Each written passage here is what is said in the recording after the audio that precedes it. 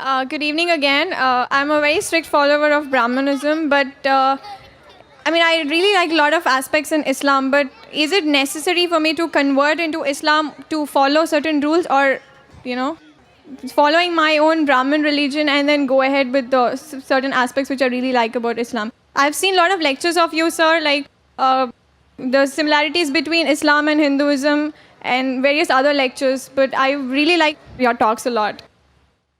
Sister asked a very good question. She said that she is a strict follower of Brahmanism, but she likes many aspects of Islam. She's asking that can she follow these aspects of Islam and yet follow Brahmanism? She has seen many of my talks and she appreciates my talks. Sister, first let me tell you that Islam or becoming a Muslim is not a label.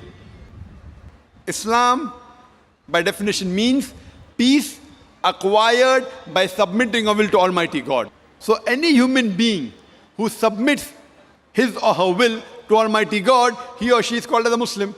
Just by label Muhammad, Zakir, Abdullah, Sultan, Shakir, that doesn't mean you become a Muslim, or Fatima, Aisha.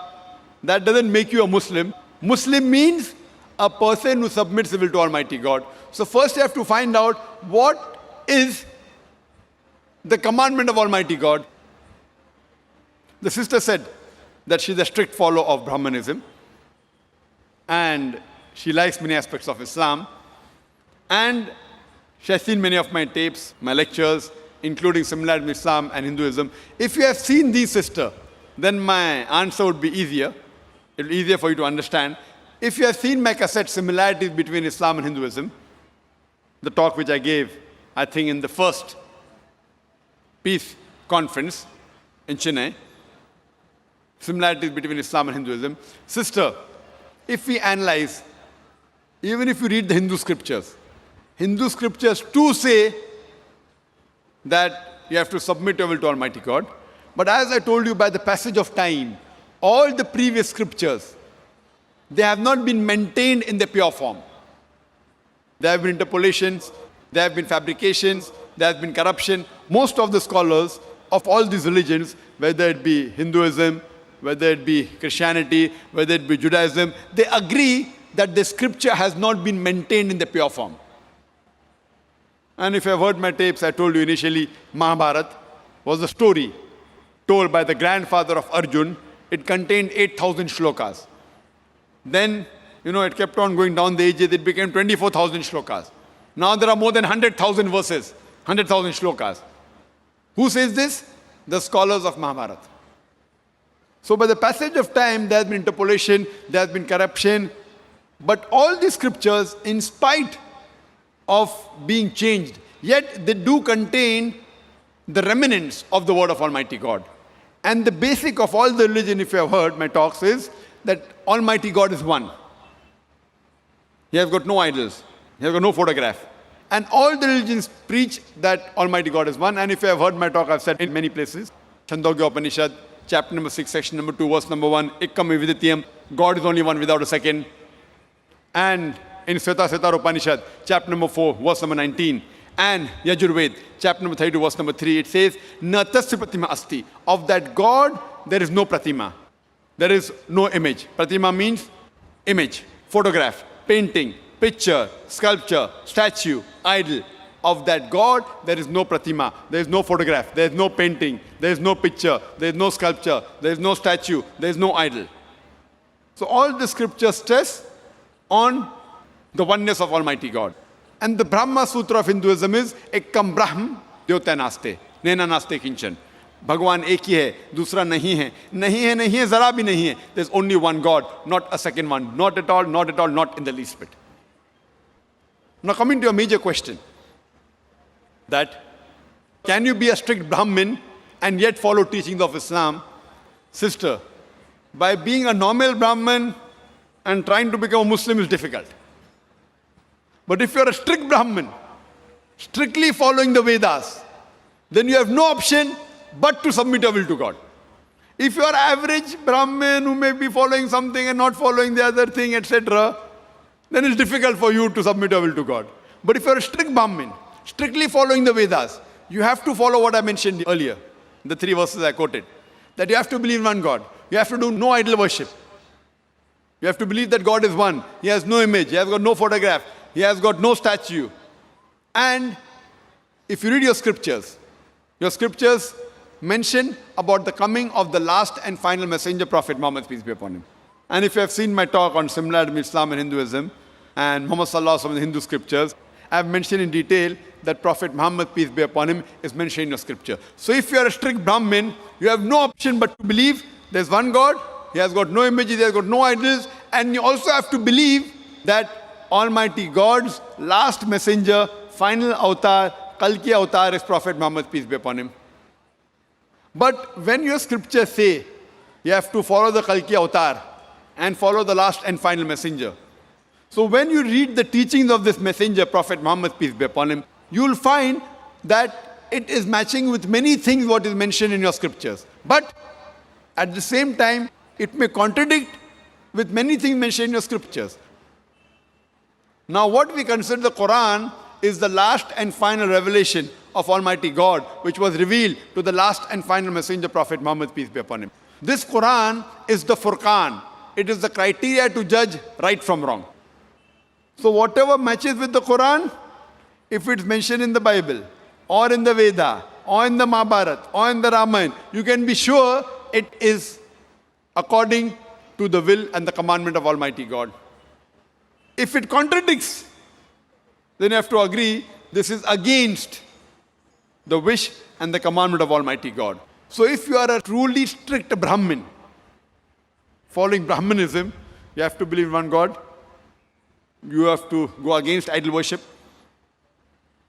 And if you heard my talk on similarity between Islam and Hinduism, if you follow at least those things which are mentioned in my talk, leave aside the other things, at least those things, and stop everything else, yet I feel that inshallah, it will be sufficient to transform you to Jannah, inshallah.